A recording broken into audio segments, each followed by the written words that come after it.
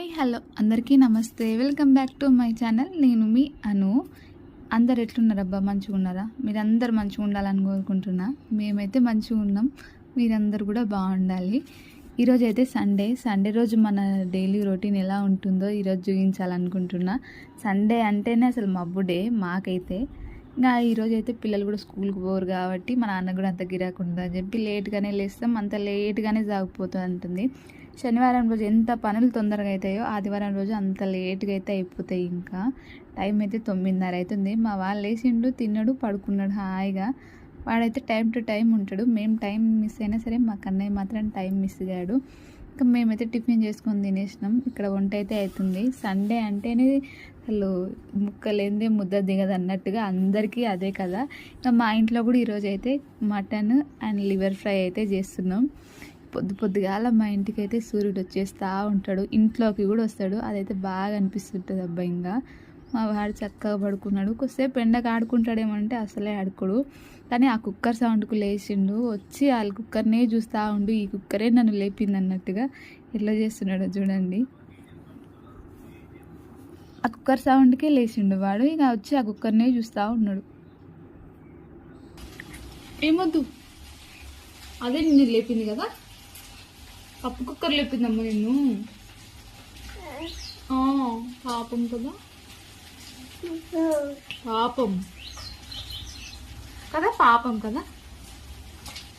ఇంకా మా వాడు ఆ కుక్కర్నే చూపిస్తూ ఉన్నాడు. దాన్ని ఏమో చేయాలనుకున్నాడు, ఏం అర్థం కాలేదు. ఎట్లా సౌండ్ వస్తుంది అనుకున్నాడు. ఇంకా మా అమ్మ ఎత్తుకొని అయితే వంట చేస్తుంది. ఆ కుక్కర్ని అయితే పట్టుకోవడానికి పోతుండు. విజిల్ వచ్చినప్పుడు మాత్రం మా అమ్మని బిగ్గర పట్టుకుంటాడు. విజిల్ రానప్పుడేమో దానికే చూస్తూ ఉన్నాడు. వాడేదో ఆడుకునేది అనుకుంటున్నాడో ఏమో. ఇంకా దాన్ని అయితే వింతగా చూస్తున్నాడు. ఇక్కడ చూసిండ్రా మా తోరణం సగమే ఉంది అంతా. అదంతా మా వాడి మహిమ. అక్కడ నిల్చొని ఎత్తుకున్నామంటే చాలు ఇంకా వాడైతే దానిలో చించేస్తూ ఉంటాడు ఎప్పుడు. ఇక్కడ ఇందులో ఉన్న పిట్టని కూడా పీకేసిండు మొత్తం. ఇంకా అక్కడ మా అమ్మ చపాతీలు చేస్తూ ఉంటే సలాకి తీసుకొని వచ్చి ఈడ ఆట పెట్టిండు. నాకు అప్పుడప్పుడు అనిపిస్తుంది మేము చిన్నప్పుడు చేసినట్టు మొండిగా మా కన్నయ్యకి ఇట్లా చేస్తే మేమైతే అస్సలు భరించలేని అనిపిస్తుంది అబ్బా. ఇక్కడ మా వాళ్ళైతే వాయిస్ ఓవర్ ఇస్తుంటే ఎట్లా చేస్తున్నారు చూడండి. అందుకే ఇద్దరికి టింగ్ అని పడితే సైలెంట్గా కూర్చున్నారు. ఇంకా మేము సతాయించినంత మా పిల్లలు సతాయిస్తే మేమైతే అస్సలు భరించలేము. ఇంకా మా కన్నయ్యతో అసలు ఎంత తెలివి అంటే ఆ సలాకిని తీసుకొని ఆ సోపల మధ్యలో పెట్టి కిందేయడము, ఆ కిందేసి మళ్ళీ తీసుకోవడము, దాంతో ఆట పెడతా ఉన్నాడు. కూర్చొని లేచి ఆ కాళ్ళ మీదకి వెళ్ళే లేచుకుంటూ ముద్దుగా ఆట పెట్టిండు. ఇంకా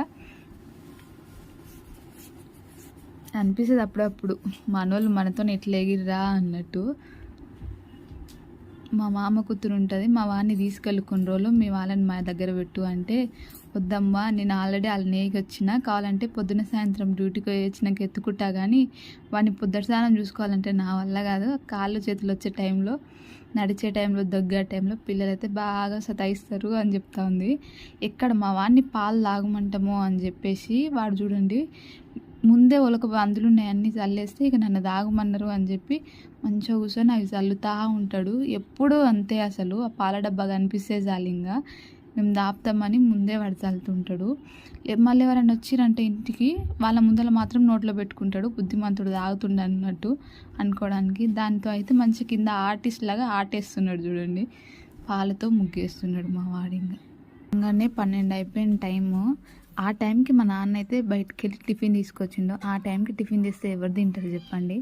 అందుకే మా అమ్మ లడ్డుకు మనకు పెట్టుకుంటా మా కన్నయ్యకి కూడా పెడుతుంది. వాళ్ళకేమో దోశ తినిపిస్తుంది, మా వాడికేమో ఇడ్లీ తినిపిస్తుంది. ఇంకా వాళ్ళు తింటుండ్రు, వీడు కూడా తింటున్నాడు. 12 గంటలకి టిఫిన్ చేస్తుంది చూడండి మా వాళ్ళు.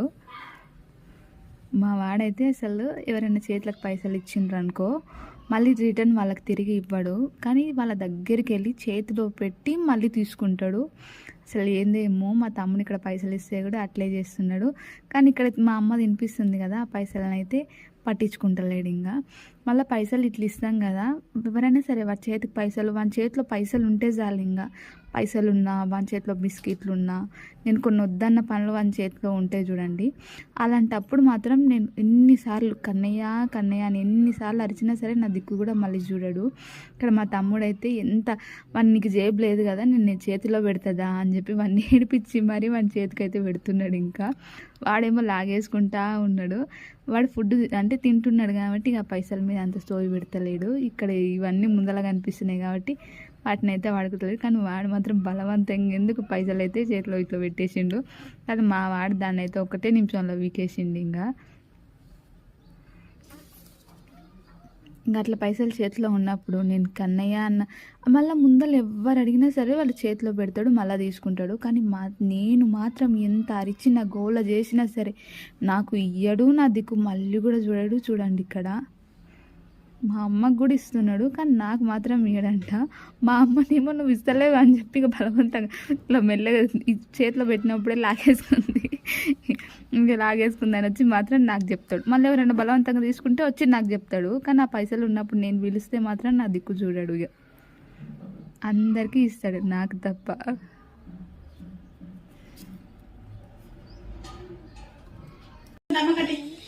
అమ్మ కనిపించదు ఇట్లాంటివి ఉన్నప్పుడు. ఇక అది చేతిలో గుచ్చుతాడు పానం అంతే.